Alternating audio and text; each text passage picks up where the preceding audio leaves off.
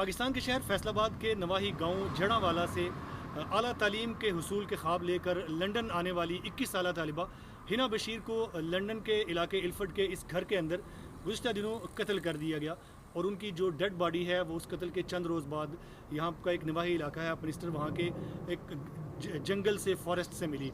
हिना बशीर जो है वो अपने बहन भाइयों में सबसे बड़ी थी और वो पीएचडी करना चाहती थी बरतानिया से। इस वक्त वो यहाँ से कोवेंट्री यूनिवर्सिटी से ग्रेजुएशन कर रही थी और उन्होंने अपनी दोस्तों के साथ जिक्र किया कि मैं आला तालीम हासिल करना चाहती हूँ और मैं अपने वालिदैन के लिए बेटा बनना चाहती हूँ। 11 जुलाई को उनका रब्ता अपने वालिदैन के साथ मुनक़ते हो गया, जिसके बाद चंद दिन के बाद उनके वालिदैन ने यहाँ पर अपने रिश्तेदारों से पूछा तो उन्होंने फिर खोज शुरू की और उन्हें पता चला कि आखिरी वक्त जब वो 11 जुलाई को जब मिसिंग हुई उस वक्त अपनी दोस्तों के साथ थी।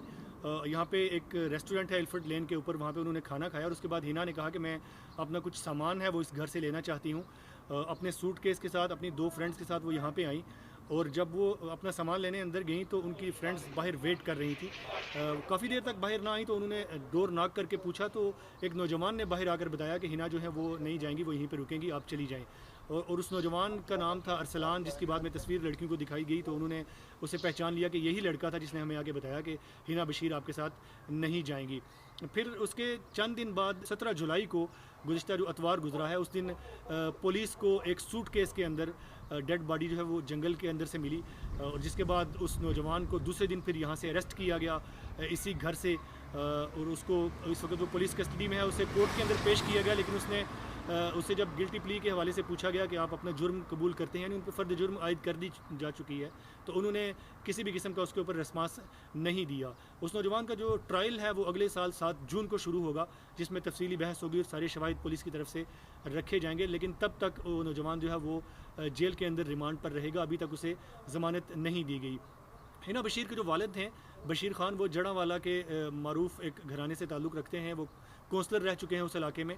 और उनसे जब हमारी बात हुई तो उन्होंने कहा कि मेरी बेटी जो थी वो कुछ बनना चाहती थी, वो पढ़ना चाहती थी, इसीलिए वो यहाँ से आला तालीम के हुसूल के लिए बरतानिया गई थी। लेकिन हमारा किसी से कोई झगड़ा नहीं था, हमें नहीं पता कि क्यों हमारी बेटी को इस तरह से बेगुनाह कत्ल किया गया है। और जो नौजवान है वो भी उसी इलाके का है, उनकी बरादरी से ताल्लुक़ रखता है।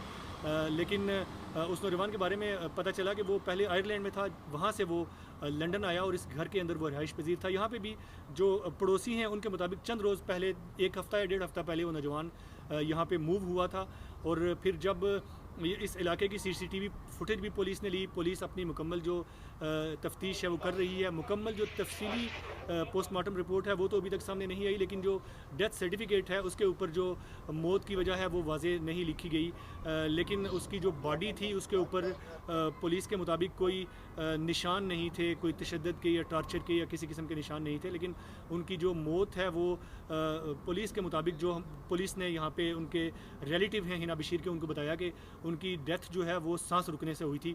मुमकिन है उसको गला दबाया गया हो या फिर उसके ऊपर सराना रख के किसी तरह से उसको मर्डर किया गया।